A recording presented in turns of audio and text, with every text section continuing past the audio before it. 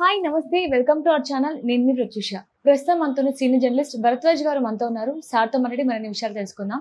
నమస్తే సార్. నమస్తే సార్, తెలంగాణ ప్రజలకు తెలుగు రాదు అంటూ కూడా లాయర్ నిరంజన్ రెడ్డి గారు కొన్ని వ్యాఖ్యలు చేశారని సోషల్ మీడియాలో బాగా వైరల్ అవుతుంది.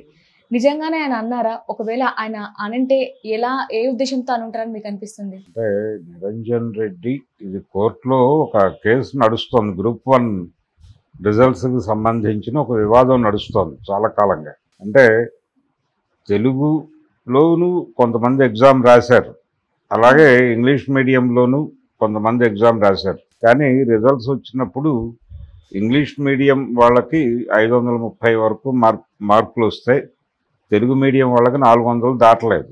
అంటే తెలుగు మీడియం వాళ్ళు చాలా విశ్లేషణాత్మకంగా, వివరణాత్మకంగా రాసిన సమాధానాలు కూడా పట్టించుకోలేదు. అంటే ఒక వివక్ష కొనసాగింది అనేది ప్రధానమైన ఎలిగేషన్. ప్రధాన విమర్శ ఏంటంటే తెలుగు మీడియంలో రాసినటువంటి విద్యార్థుల మీద వివక్ష చూపించారు, ఇంగ్లీష్ మీడియం విద్యార్థులకి ఎక్కువ మార్కులు వేసేటువంటి ప్రయత్నం జరిగింది. మళ్ళీ ఒక్కసారి అంటే ఈ ఫలితాలు మార్చిలో వచ్చినటువంటి ఫలితాలు ఇవి. దాని మీద వివాదం నడుస్తోంది. ఆ వివాదం కోర్టులో ఉంది. కోర్టుకు వెళ్ళారు, కొంతమంది కేసులు వేశారు దాని మీద.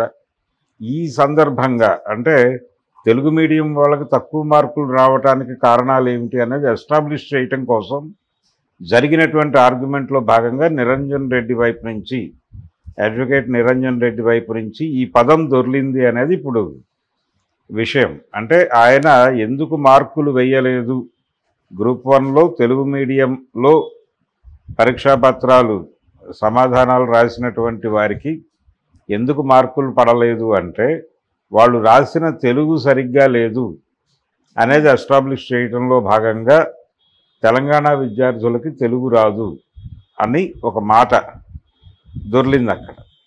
ఇప్పుడు ఆ మాట పట్టుకొని దాన్ని ఎలా చూడాలి అనే దాని మీద ఇప్పుడు విద్యార్థి లోకం మొత్తం దృష్టి పెట్టింది.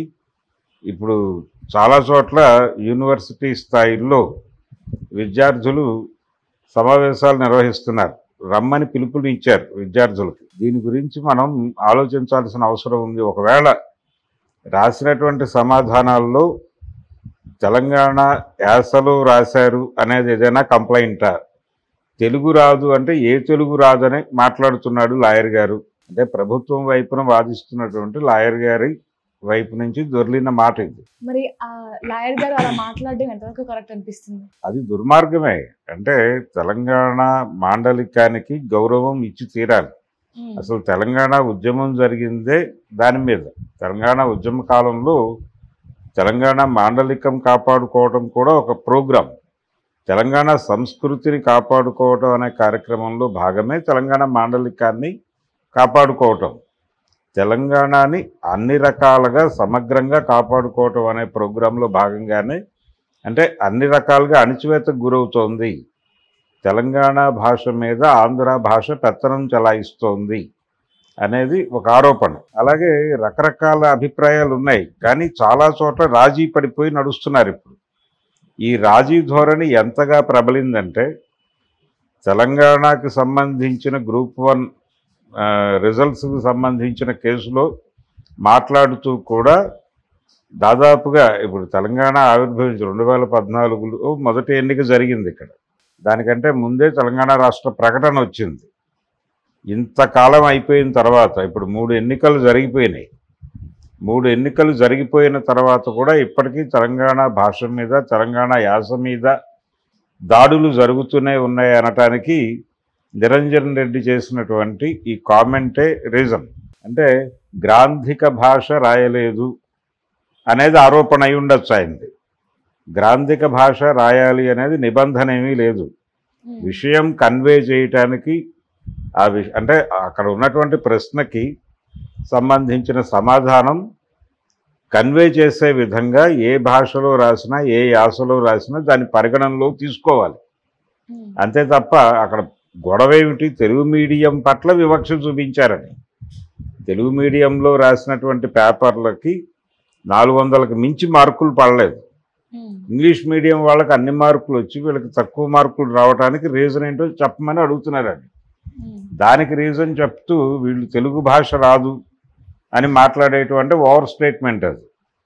ఖచ్చితంగా దుర్మార్గమైన స్టేట్మెంట్ అది. తెలంగాణ ఆయన ఉద్దేశంలో గ్రాంధికం అయి ఉంటాయి. ఒకవేళ గ్రాంధిక భాషలో రాయాలి అంటే వాళ్ళు రాస్తున్నారా? ఇక్కడ తెలుగు అనేది తెలంగాణకు ఒక మాండలికం ఉంది, ఉత్తరాంధ్రకు ఒక మాండలికం ఉంది, రాయలసీమకు ఒక మాండలికం ఉంది. ఎవరికి వారు వారి మాండలికంలో వారు రాసుకుంటారు సమాధానాలు. దాన్ని తప్పు అని అనటానికి అధికారం లేదు ఎవరికి. ఈ మాండలికం గొప్పది, లేకపోతే ఈ మాండలికానికి రాజ్యాంగపరమైనటువంటి గుర్తింపు ఉంది అనటానికి ఏమీ లేదు, ఏ ప్రాతిపదిక లేదు. కాబట్టి ఇది ఖచ్చితంగా తెలంగాణ సంస్కృతి మీద, భాష మీద దాడి చేయటంగానే చూడాలి. దీని మీద విద్యార్థులకు నిరసన తెలియజేయాల్సిన అవసరం కూడా ఉంది. ఆ నిరసన తెలియజేసినప్పుడు మాత్రమే, ఇప్పుడు సినిమాల్లో తెలంగాణ ఉద్యమ కాలంలో తెలంగాణ యాసని పలచనబరుస్తున్నారు అంటే కామెడీ క్యారెక్టర్లకు మాత్రమే దాన్ని వాడుతున్నారు, ఎంటర్టైన్మెంట్ కోసం వాడుతున్నారు తప్ప, నవ్వు పుట్టించడానికి వాడుతున్నారు తప్ప సీరియస్ క్యారెక్టర్లు ఎప్పుడు తెలంగాణ యాసలో మాట్లాడవు తెలుగు సినిమాలు అనేది ఒక ఆరోపణ జరిగింది. నిజం అది. తెలుగు సినిమాల్లో కథలు ఏడాదికి 200 సినిమాలు రిలీజ్ అయితే 200 సినిమాల్లోనూ హీరో ఊరు తెలంగాణలో ఉండదు. తెలుగు సినిమా హీరోలు అంటే చిత్తూరు నాగయ్య గారి దగ్గర నుంచి మొదలు పెడితే ఎన్టీ రామారావు, నాగేశ్వరరావు, చిరంజీవి, శోభన్ బాబు, కృష్ణ, వీళ్ళెవరూ కూడా ఏ రోజున తెలంగాణ ప్రాంతంలో పుట్టిన పాత్రలు పోషించలేదు. అంటే తెలుగు సినిమా హీరో ఎప్పుడూ తెలంగాణలో లొకేట్ కాల. కాబట్టి ఇది అవమానమే. అంటే ఇలా ఆంధ్ర భాష, ఆంధ్ర సినిమా